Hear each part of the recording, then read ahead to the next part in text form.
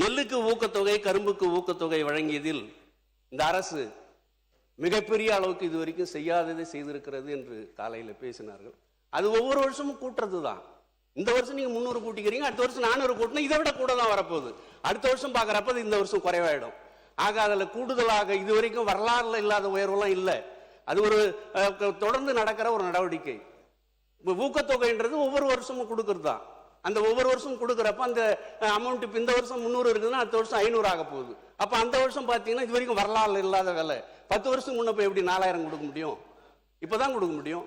அதனால நீங்க சொல்றது அதை நீங்க ஊக்கத்தொகை கொடுத்துருக்கிறீங்க, எங்களுக்கு அதில் கருத்து இல்லை. ஆனால் அது இதுவரைக்கும் இல்லாதது கொடுத்ததுன்றது தான் இப்போ நாங்கள் அதை சொல்றோம். உணவுத்துறை அமைச்சர்கள் மாண்புமிகு பேரவைத் தலைவர்களே, அவர் சொல்ற மாதிரி ஊக்கத்தொகை கொடுக்கறதுங்கிறது பெருசு இல்லை.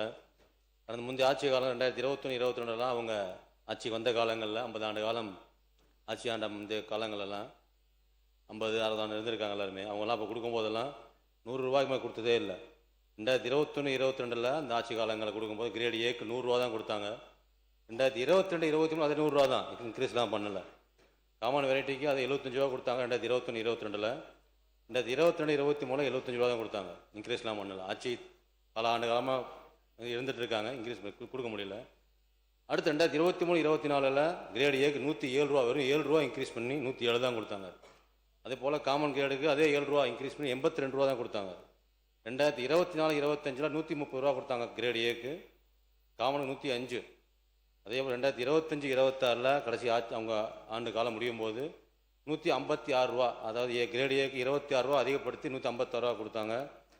காமன் கிரேடுக்கு 105லேருந்து 131 கொடுத்தாங்க. இதுதான் அவங்களால இத்தனை ஆண்டு காலமாக இருந்த அரசியல் வாழ்க்கையில் அவங்க பண்ண முடிஞ்சது தான். ஆனால் நாங்கள் 3 மாதங்களிலேயே விவசாயிகளுடைய குறைகளை கேட்டு 2025, 26 156 ரூபா கிரேடியை அவங்க கொடுத்ததை நம்ம 289 ரூபா கொடுத்துருக்கோம். காமன் கிரேடில் 131 ரூபா கொடுத்துட்டு இருந்ததை 156 ரூபா அதிகப்படுத்தி கொடுத்துருக்கோம். இது 5 ஆண்டு காலம் மட்டும்தான் சொல்கிறேன். 50 ஆண்டு காலம் எடுத்து பார்த்தாலே 50 ஆண்டு காலம் இதே நிலைமை தான் இருந்துக்கிட்டு இருக்கு. இதை விவசாயிகள் கோரிக்கைகளையும் இருக்கிற சூழ்நிலை தெரிஞ்சுக்கிட்டு சொன்ன மாதிரி அதிகப்படியான ஹிஸ்ட்ரியிலே இல்லாத அளவு அதிகப்படுத்தி கொடுத்துருக்கோம். நன்றி.